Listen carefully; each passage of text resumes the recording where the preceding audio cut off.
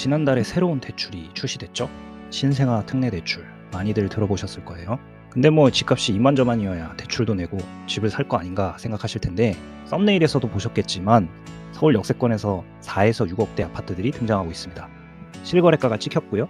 호가도 그렇습니다. 이 정도 되면 한번 사볼만 하겠는데? 생각하시는 분들도 있으실 거예요.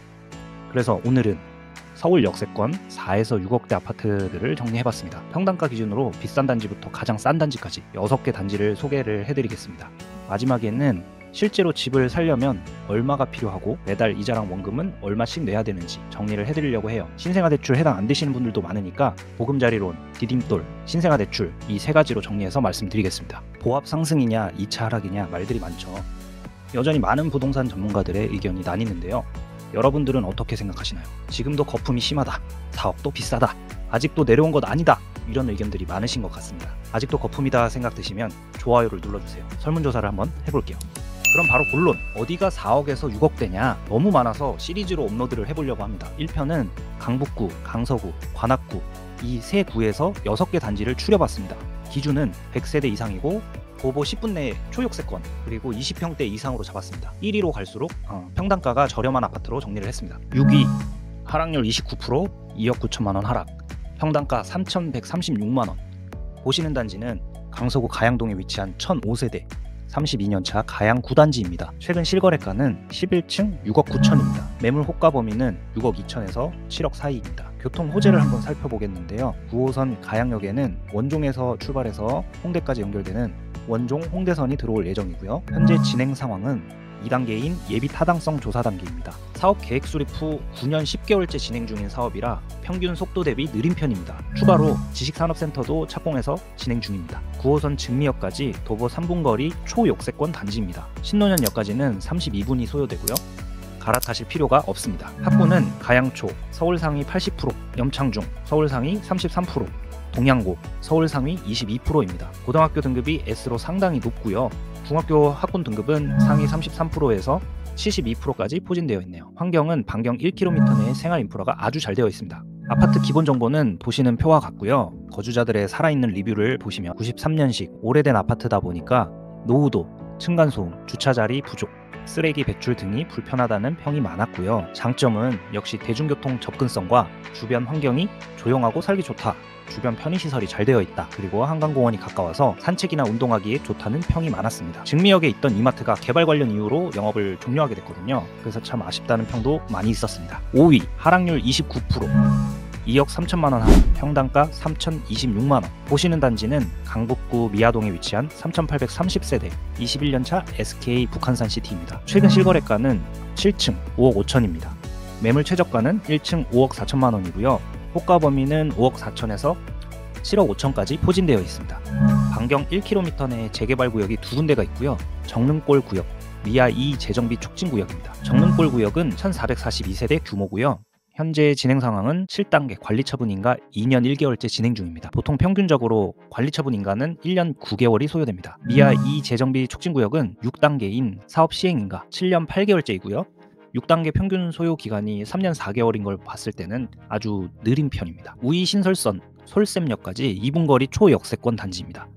동대문, 종로, 시청, 명동이나 서울역 근처가 직장이신 분들은 출퇴근하시기에 좋습니다. 서울역까지 한 번 환승해서 28분 소요되고 종로 3가까지는 한 번 환승으로 21분이 소요됩니다. 강남까지 지하철로 간다고 가정하면 6, 3호선, 신분당선 3번 환승해서 37분이 소요됩니다. 학구는 미양초, 신일중, 개성고이고요. 해당 단지는 초중품화로 삼각초, 삼각중까지 도보 3분 거리입니다. 미양초 서울상위 18%, 신일중 서울상위 5%, 개성고 서울상위 49%로 초등학교, 중학교가 압도적인 진학률을 보이고 있습니다. 중학교 학군 중에는 눈에 띄는 학교가 삼각산 중이고요. 특목고, 자사고 진학률이 서울 상위 7%에 해당됩니다. 환경은 반경 1km 내에 거의 완벽한 인프라를 구축하고 있고요. 지하철, 버스, 마트, 병원, 어린이집, 유치원, 초중고, 학원, 도서관, 참 살기 좋은 동네네요.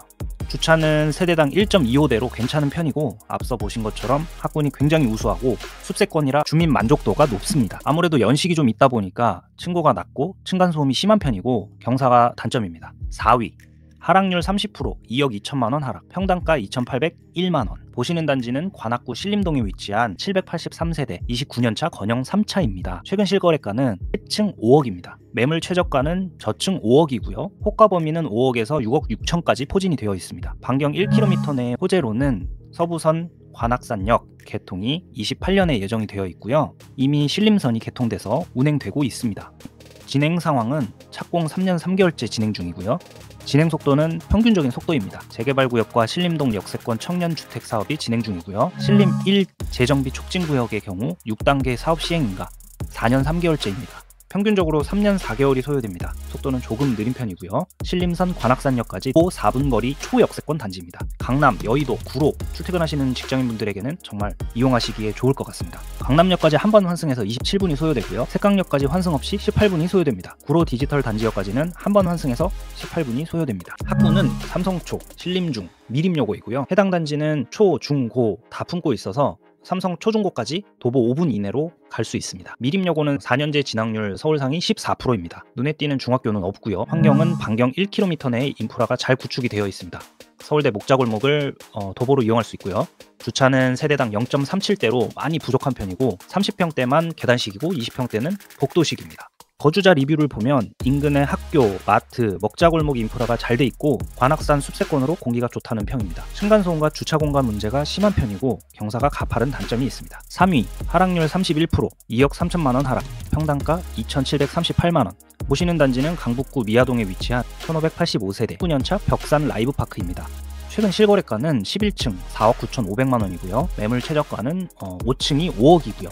호가 범위는 5억에서 5억 8천까지 포진이 되어 있습니다. 반경 1km 내 호재로는 아까 5위에서 SK 북한산시티를 보실 때 봤던 호재들이거든요. 두 아파트가 가까이 붙어 있어서 내용이 같습니다. 그래서 보시면 반경 1km 호재는 정릉골구역 142세대 규모, 현재 진행사항은 7단계 관리처분인가 2년 1개월째고요. 평균 1년 9개월이니까 조금 느린 편입니다. 우이 신설선 솔샘역 2분 거리입니다. 아까 보셨던 그 SK 북한산시티랑 바로 길 하나 맞은편에 있는 아파트예요. 그래서 거의 뭐 다 동일하다고 보시면 되고요. 그래서 똑같습니다. 동대문, 종로, 시청, 명동, 서울역 이쪽 근처 직장인이신 분들한테는 출퇴근하기 아주 좋은 단지라고 볼 수 있고요. 서울역까지 한 번 환승해가지고 28분이 소요되고 종로 3가까지는 21분, 강남까지는 지하철로만 간다고 가정하면 조금 불편하죠.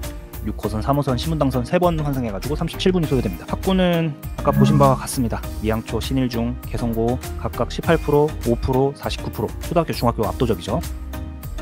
중학교는 눈에 띄는 학교가 아까 말씀드린 삼각산 중이고 특목고, 자사고 진학률이 상위 7%, 반경 1km 내에 인프라가 아주 잘 구축이 되어 있죠. 지하철, 버스, 마트, 병원, 어린이집, 유치원, 초중고, 학원, 도서관 참 살기 좋은 동네입니다. 주차는 세대당 1.17대니까 괜찮은 편이고요. 30평대만 계단식이고 20평대는 복도식입니다. 거주자 리뷰는 동일합니다. 학군 우수하고 습세권이고 주민 만족도가 높고 대신에 단점은 경사가 좀 가파르다. 2위 하락률 21억 7천만 원 하락, 평당가 2,615만 원.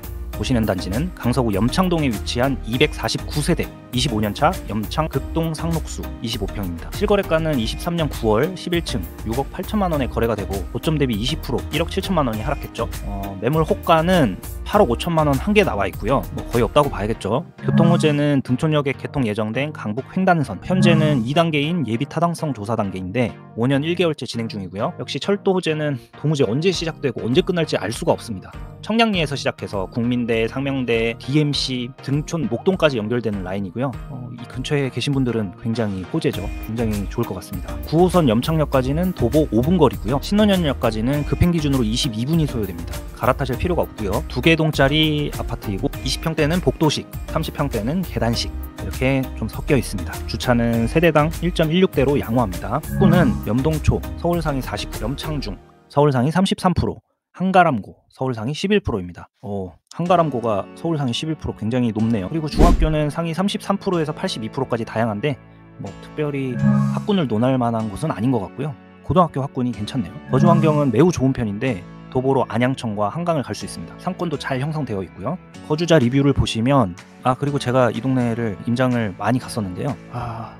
인프라는 참 잘 돼 있는 것 같은데 생활 환경 자체가 막 아파트촌이 꽉 이렇게 밀집되어 있는 곳으로 가려면 조금 도보로 많이 걸으셔야 돼요. 염창역에서. 그래서 저 두 블럭 안쪽으로 들어가면 전부 다 그 강변에 위치한 아파트들이거든요. 근데 지하철역까지는 상당한 그 거리가 있습니다. 그래서 마을버스를 타시거나 버스를 타고 나와야지 요 근처까지 나오실 수가 있고, 그래서 요 지하철역 근처에 있는 아파트 단지들은 좀 밀집이 되어 있다기보다는 좀 띄엄띄엄 있어요. 띄엄띄엄 있어가지고 어쨌든 네, 뭐 환경이 나쁘지 않다, 살기 괜찮다. 거기다가 뭐 9호선 타면은 강남까지 20분 만에 가잖아요. 너무 좋죠. 그리고 거주자 리뷰를 보시면 25년차 구축이지만 주차 공간이 넉넉하고 지하 주차장이 연결되어 있어서 편리하다. 그리고 주변에 뭐 맥도날드나 스타벅스나 이런 각종 편의시설, 인프라 이런 것들이 아주 잘 갖춰져 있다는 평입니다.